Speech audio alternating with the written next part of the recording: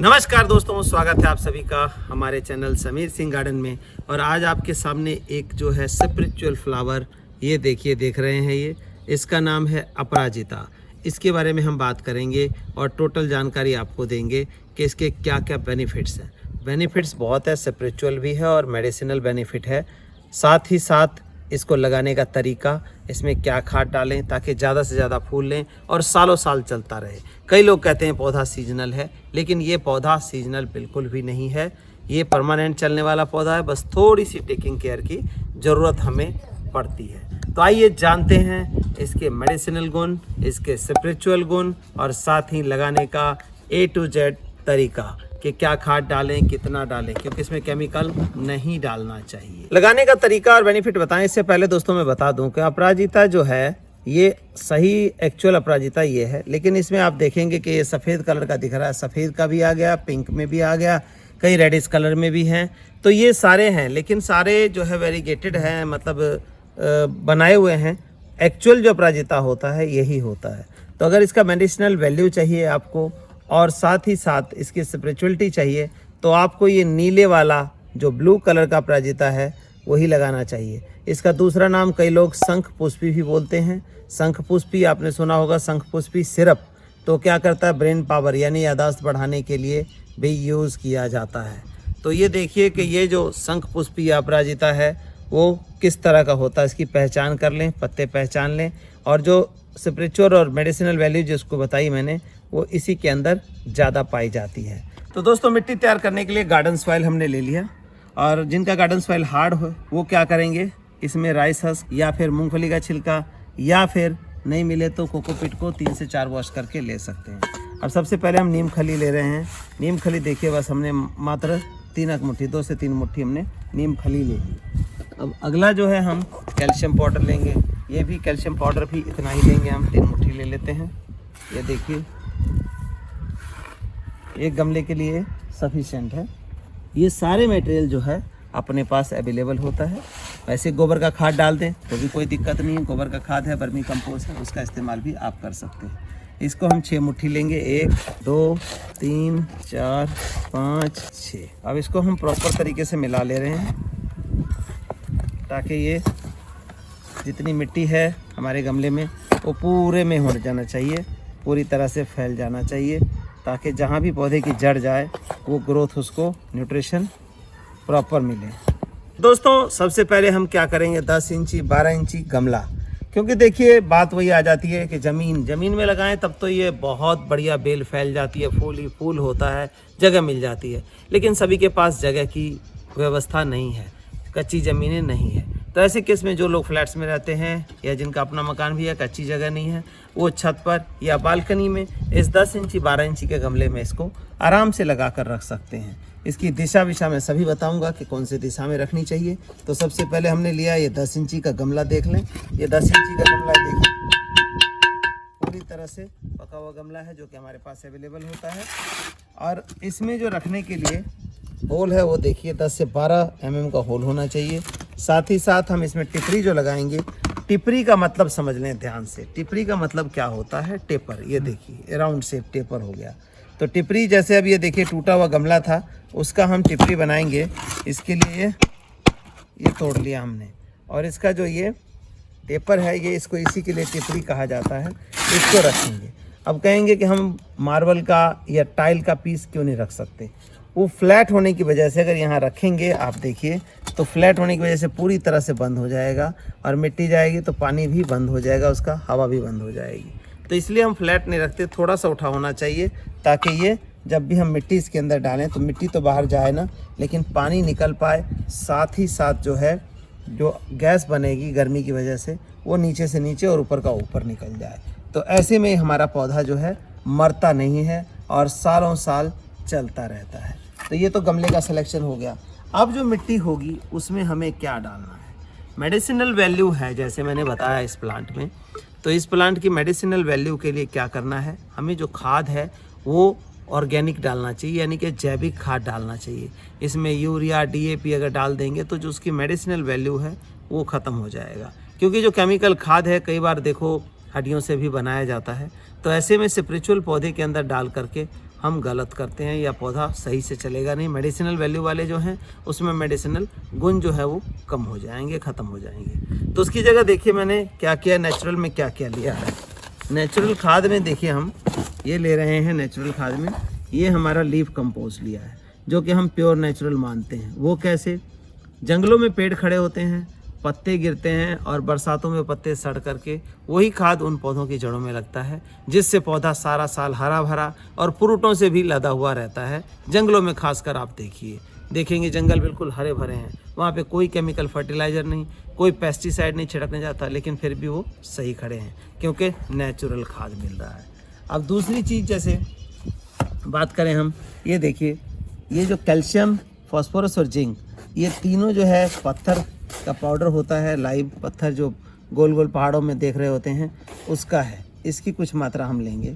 तीसरी चीज़ हम ले रहे हैं इसमें, ये हमारा नीम खली है। नीम खली क्या करेगा, जैसे देखिए पत्तों में शाइन आ रहा है, आप देखिए पत्तों में शाइन है, ये देखेंगे चमक आ रही है पत्तों में, जैसे चेहरे पे हम क्रीम लगा लेते हैं नॉरिश करने के लिए, तो ये पत्तों को, पेड़ को क्या करता है, नॉरिशमेंट करता है। इसमें हल्की मात्रा में ऑयल होता है नीम की खली में, और साथ ही साथ कड़वा होने की वजह से जो बीमारियों को, कीड़ों को पौधों से कोसों दूर भी रखता है।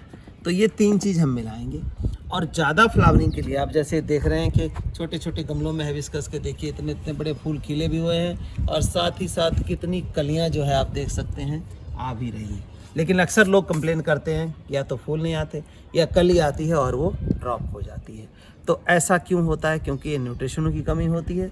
साथ ही साथ हम डालेंगे, देखिए इसमें ज़्यादा फूल पाने के लिए सीजनल फ्लावर फूड, ये फ्लावर को एनहांस करता है 10 टाइम, यानी एक फूल आ रहा है तो 10 फूल लाने की कैपेसिटी इसमें होती है।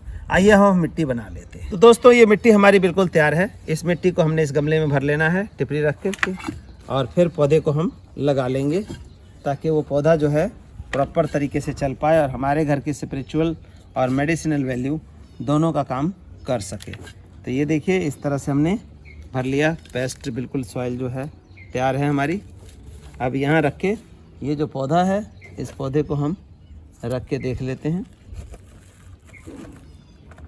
कि ठीक आ रहा है, आई होप सो, और नहीं तो थोड़ा सा हम इसको गहरा कर लेंगे। ये देखिए ये छोटी सी थैली में था लगा हुआ, इस वजह से इसका रूट बॉन्ड देखिए किस तरह से जा रहा था। अब क्या करेंगे हम, थोड़ा सा जो फ्लावर फूड मैंने बताया, जो फ्लावर को 10 टाइम एनहांस कर देता है ऑर्गेनिक, वो हम एक मुट्ठी इसके नीचे डाल देंगे ताकि ये थोड़ा कंसंट्रेटेड खाद मिलेगा और ये पौधा जो है हमारा जल्दी से जल्दी फ्लावरिंग पे आ जाएगा और फुल फ्लावरिंग पे आ जाएगा। इसके बाद मैं आपको बताऊंगा इसके मेडिसिनल वैल्यू, क्या गुण है इसके मेडिसिनल, स्पिरिचुअल और मेडिसिनल गुण दोनों हम डिस्कस करेंगे ताकि आप इसका बेनिफिट उठा सकें। लगा तो बहुत सारे लोगों के घर में है, लेकिन क्या है कि इसका फ़ायदा नहीं उठा पाते, ना पता होने की वजह से।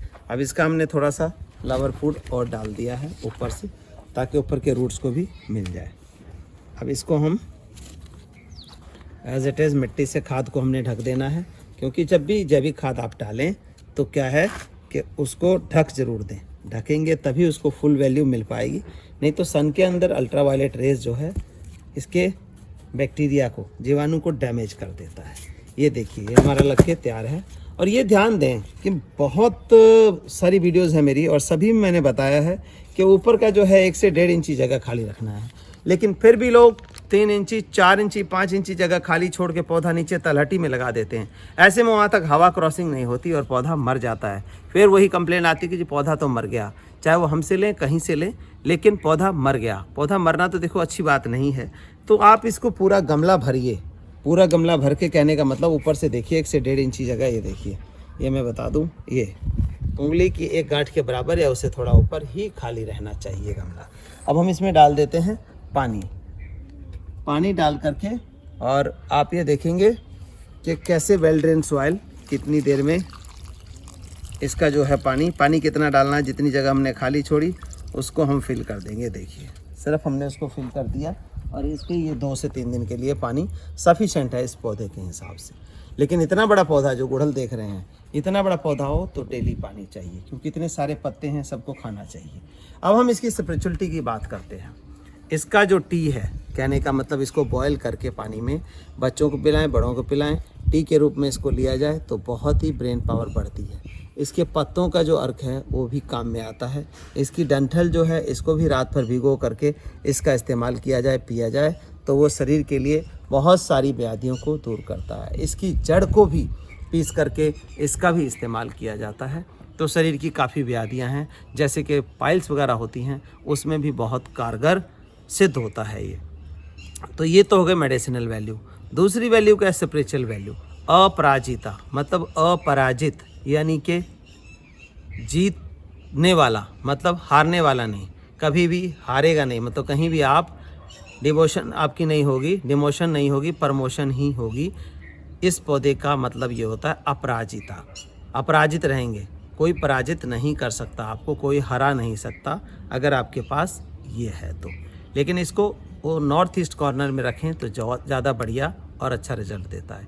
ईस्ट में रखें या नॉर्थ ईस्ट में रखें तो बहुत बढ़िया, या आप नॉर्थ में भी रख सकते हैं और ईस्ट में भी रख सकते हैं, नॉर्थ ईस्ट में भी रख सकते हैं। बाकी की डायरेक्शन में अगर पॉसिबल हो तो ना रखें। तो ये स्पिरिचुअल वैल्यू आपके पूरे परिवार के लिए बहुत बढ़िया वर्क करेगा और ये पौधा आपका सालों साल चलता रहेगा।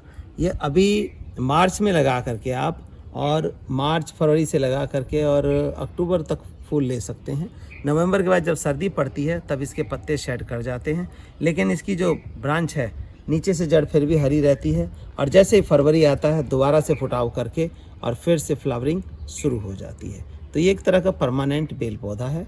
आप गमले में लगाएं या ज़मीन में लगाएं। सर्दियों में थोड़ा पानी का ख्याल रखना है आपने और ठंड से बचाना है। तो दोस्तों इस तरह से ये अपराजिता लगा करके आप अपने परिवार और अपने आप को स्वस्थ के साथ साथ स्पिरिचुअल गुण भी प्राप्त कर सकते हैं। देखिए अभी ये पानी जो हमने इतना भरा था, ये वेल ड्रेन होने की वजह से कुछ ही मिनट भी नहीं हुए होंगे और ये ख़त्म होकर के चला गया। यानी कि 2 से 3 दिन के लिए ये पानी सफिशेंट है। अब दोबारा पानी कब डालना है? पानी तब डालना है जब ये पूरी तरह से मिट्टी सूख जाए। अब आज नहीं, कल इसकी क्या करेंगे, हल्की हल्की गुड़ाई करके छोड़ देंगे ताकि जो ऑक्सीजन लेवल है वो इन पौधों में अंदर तक चला जाए और पौधा हमारा फटाफट से ग्रो करे। अगर आप लगाते हैं, जैसे कि मेरी थैली डिस्टर्ब हो गई थी, तो इस केस में क्या करना, आपने छाया में रखना है इसको 2 से 4 दिन। इसके बाद आप फुल सनलाइट में इसको रख सकते हैं, छाया की ज़रूरत नहीं पड़ेगी। धन्यवाद दोस्तों। किसी भी तरह की क्वारी हो मटेरियल के रिगार्डिंग या इसके रिगार्डिंग तो व्हाट्सएप पे डालिए। व्हाट्सएप नंबर है 9996928517।